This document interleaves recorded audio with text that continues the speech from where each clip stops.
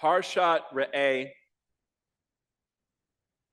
opens with Moses telling the people that the sacrificial worship is going to be in one central location in the Promised Land.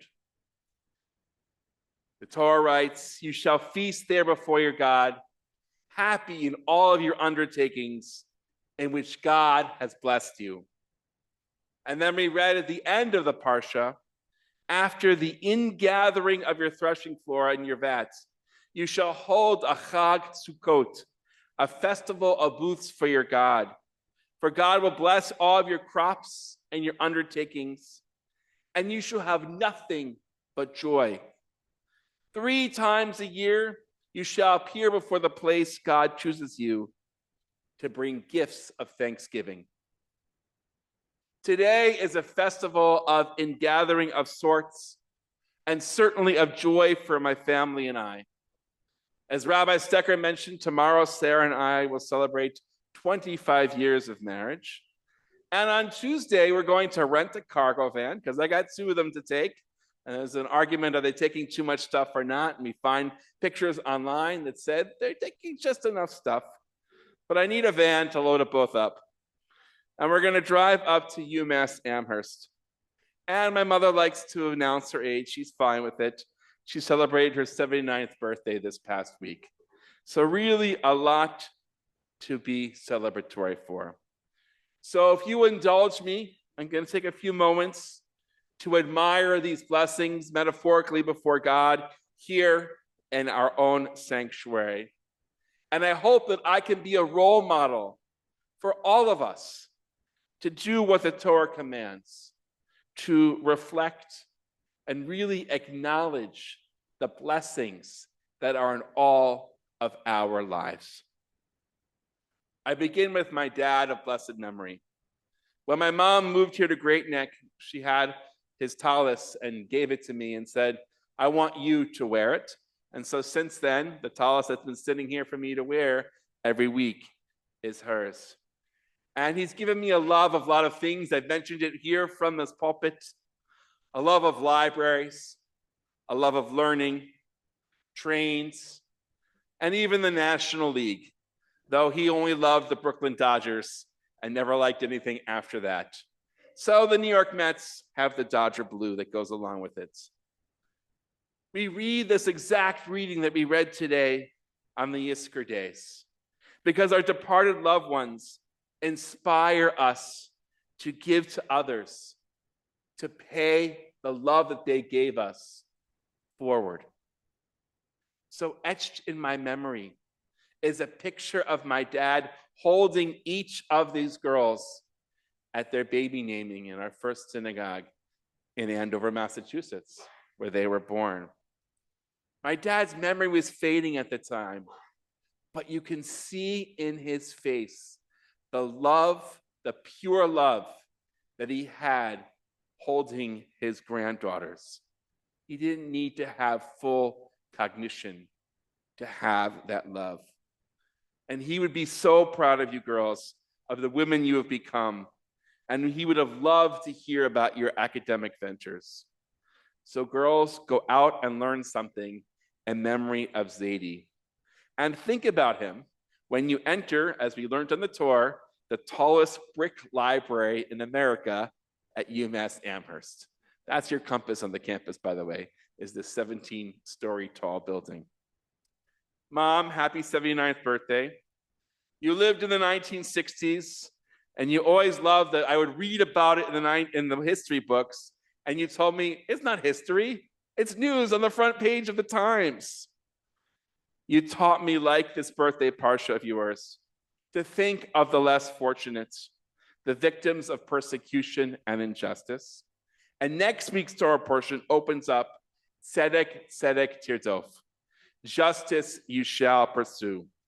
So I'm honored to take after you in doing what we can to bring justice to the world. And I promise we'll take you to the Yiddish Book Center, which happens to be in Amherst, Massachusetts. You also gave me culture and musicals and music. And you were the one that took me to shul when I was 3 years old to run around. I guess you can become a rabbi if you do that. And I encourage you to text the girls. They do promise to respond, but know that they are busy sometimes as well. Sarah, August 24th, 2000 is when we got married at the Don Cesar, the Pink Palace on St. Pete Beach, Florida. But before that, we met in mid-January of 1996, the middle of our baby freshman year. You walked into a hello on Friday night. The rest, shall we say, is history. We had different houses for those 4 years, the girl's house, the guy's house. You tried to tame my crazy friends. We're going to visit one of them who lives in Northampton, Mass, by the way. Medical school, moving to Massachusetts. Oh, let's have a kid.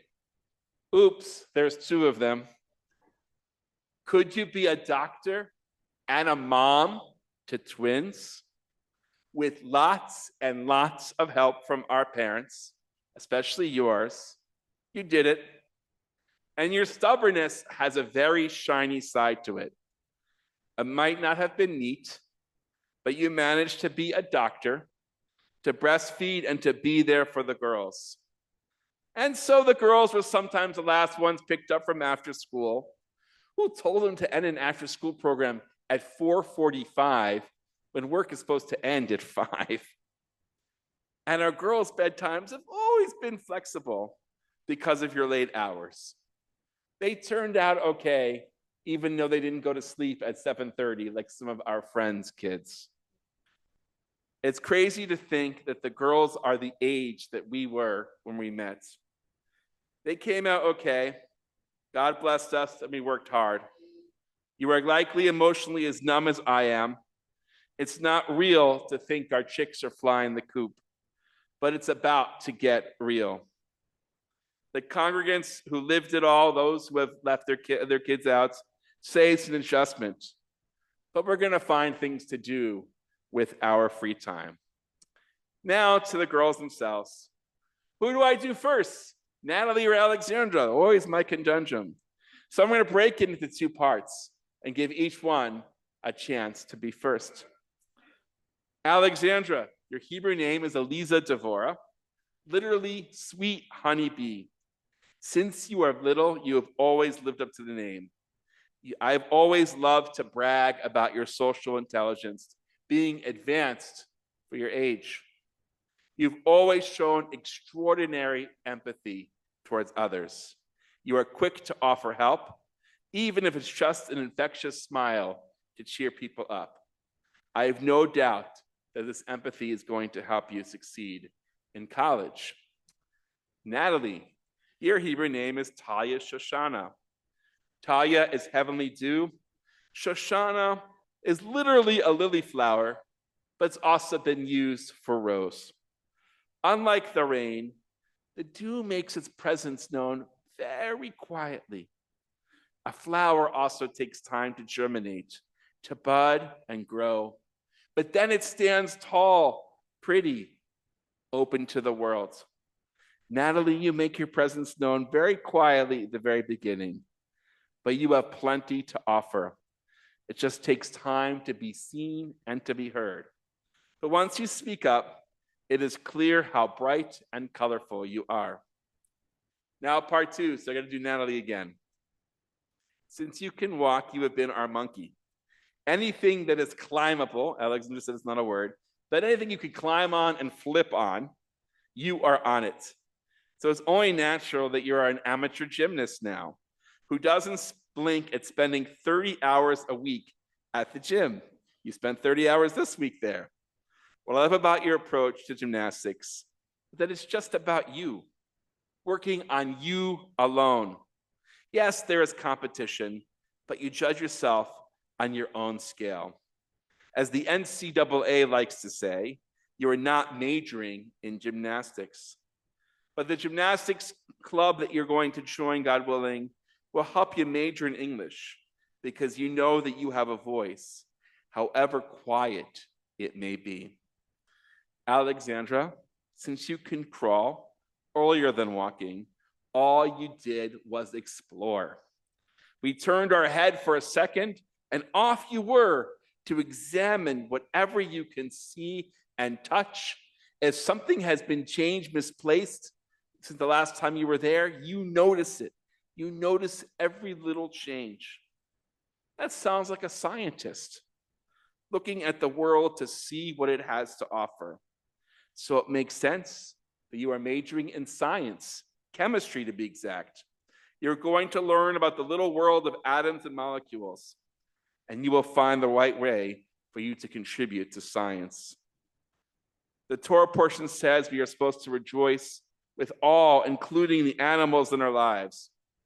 For those of you who have a memory back to the girls' Zoom Benot Mitzvah, Clara, our Havanese, was mentioned by all of us.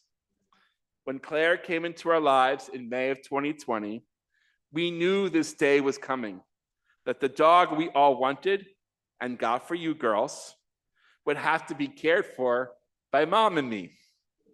I fear that Claire is going to be the saddest of all to see you go to college. But I promise to fulfill my promise of 5 pictures, 4 pictures. We have an argument how many pictures I have to send every day. And when you come home, those reunions will be sweeter than any before. And remember, for dogs, even if they're a little sad, 2 minutes is the same as 2 months. So in front of all of you, I want to say, Baruch Atah Adonai Eloheinu melech haolam shehechianu v'kiyamanu v'higianu lazman hazeh. Praise to you, the Creator of all, who has blessed me with these almost 48 years of myself, blessed Sarah and me these 25 years, and blessed these almost 18-year-old women. And we look forward to many happy journeys, even the requisite bumps. And let us say, Amen. Shabbat Shalom.